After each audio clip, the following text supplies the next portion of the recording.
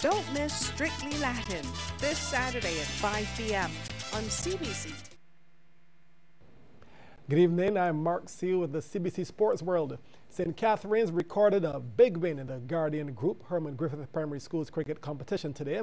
In today's lone fixture, St. Catharines defeated parish neighbours St. Philip by 10 wickets at Bayfield. CBC's Marshall Boyce reports. St. Philip won the toss and elected to bat, but they didn't get off to the start they would have wanted.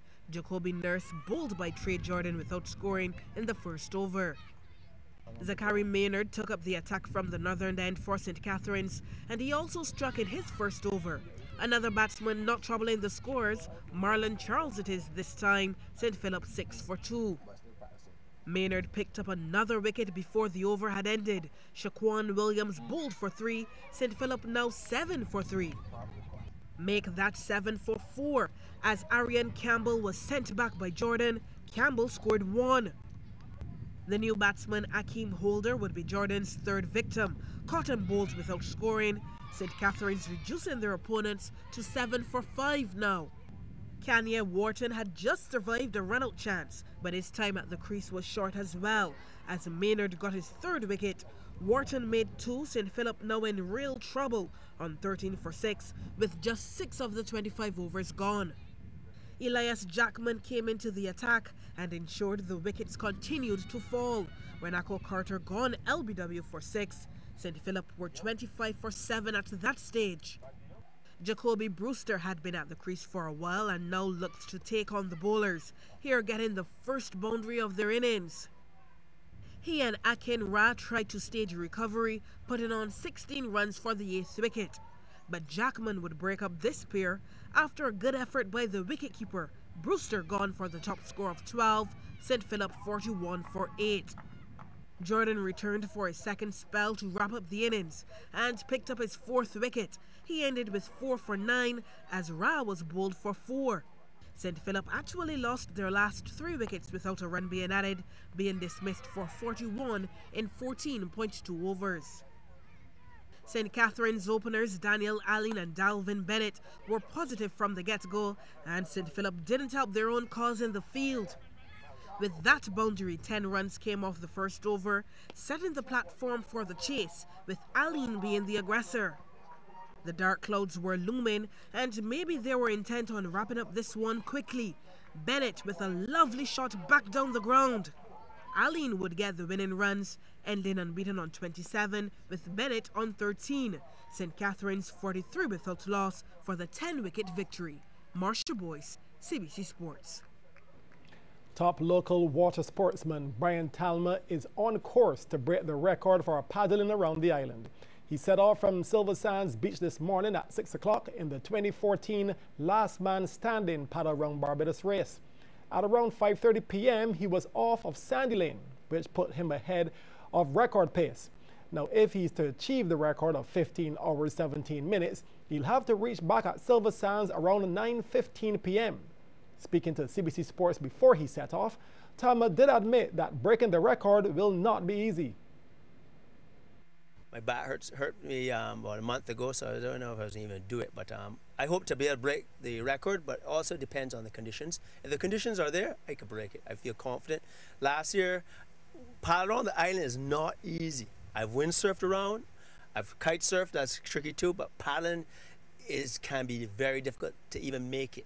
So last year, only there's 2 other people that made it. My brother Kevin Talma and Papa Jules from France. They're the only 2 people that made it out of, I think, 9 people started. So the other people that are really one of the big contenders is Jimmy Marshall. He's made it around already. He's kited around. He's one of the only people that have 3 stars, being able to surf around, to windsurf, kite surf, and paddle. Well, if you're looking out for Talma or want to help motivate him towards setting that new mark, he's expected to be in Oistins around 8 p.m. After last night's first series of matches in round 2 of the Caribbean Football Union's Men's Caribbean Cup, Barbados are the sole leaders of Group 8. That's being played in Haiti at the Seville Cato Stadium. The Belgian men were the only ones to register a victory, beating St. Kitts and Nevis 3-2. A brace from Orantes Lawrence and a goal from Carl Joseph saw Barbados to the victory after a 3-1 halftime advantage. Meanwhile, in the other fixture, hosts Haiti and French Guiana shared the points after playing to a 2-all draw. The results mean Barbados lead the group on a maximum 3 points and a goal difference of +1. Haiti and French Guiana are on 1 point each with a goal difference of 0, while St. Kitts Nevis are last with 0 points and -1 goal difference. The Belgians will next clash with Haiti tomorrow, while French Guiana will take on St. Kitts. UWI remain in full control of the 2014 Massey United Insurance Senior Women's Basketball Tournament. Playing at the Wildy Gym in the latest fixture, UE Blackbirds maintain their unbeaten status, dismissing Pan American International Insurance Corporation Warrens by 36 points, 76-40. Tony Atherley top scored once again, this time with 24 points, while both Shade Clark and Jennifer Joseph Hackett scored 15. Meanwhile, Combined Schools Hoopsters kept Clapham Bulls at the bottom of the table, along with Warrens, after completing an 8-point victory. The struggling Bulls, sitting at the bottom of the table on 9 points, were looking for their second win in the league. Playing in their customary orange, Bulls came out charging against Hoopsters in the first quarter, with Angela Payne leading the way. But neither side managed to build up a solid lead, thanks in part to some excellent defense on both sides of the court. However, Hoopsters held on to a 2-point lead, 10-8 after the first session. The start of the second quarter was an entirely different story to the first, as Hoopsters began to pull away from the Bulls. Ashley Daniel on the ball. She's a serious threat for most teams, let alone for the Bulls. And as the second quarter wore on, it became clear that not even luck was on the side of the Bulls, as shot after shot failed to hit its target, resulting in Hoopsters pulling away even further. Payne did her part for the Bulls, having 19 points, but Hoopsters had already stretched their lead to 10, 23-13 at the half. Hoopsters began the third quarter still the stronger of the two sides, but Bulls managed to reduce the deficit to 8. Payne still in the game fighting. However, the combination of Daniel and Tatilia Waldron linked up to cause major headaches for the opposition, scoring a number of baskets in the process. Daniel getting 26, while 11 went to Waldron, as Hoopsters wrapped up the third quarter 35-27. Heading into the final quarter, the pace quickened again, and both teams left everything on the court. But despite a valiant final effort from the Bulls, they were unable to overcome their opponents before time expired. And it wasn't too long before the gap was once again 8 points, as Hoopsters cruised to a 53-45 victory. The balancing act of academics and sports was the main theme for the Barbados Under-17 national cricket team when the youngsters were honored during a recent reception dubbed Celebrate Our Champions. Barbados won the Under-17 title in Tobago this year, and with the presence of West Indies and Barbados cricket legend Reverend Sir Wesley Hall in attendance, the young players received some sound advice. You have all these things going for you in your development. So the balancing act, academics and sports, is tailor-made for you. So be prepared and then seize the opportunity. Carpe diem.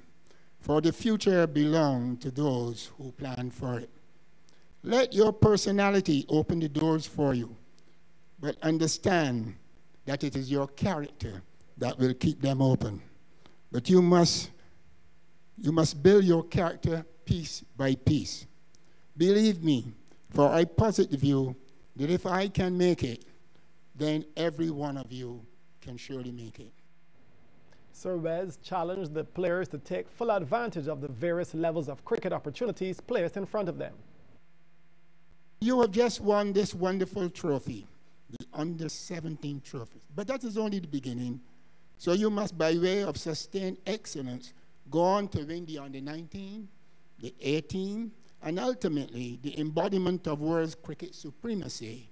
That is the #1 cricket nation in the world. That is what we want you to do. But then when you do that, you will experience the passion, the intensity, the allure, the challenge, the euphoria, the victory. For, let me just say something to you. It is something very special to represent the West Indies. That's the sports. Business is next.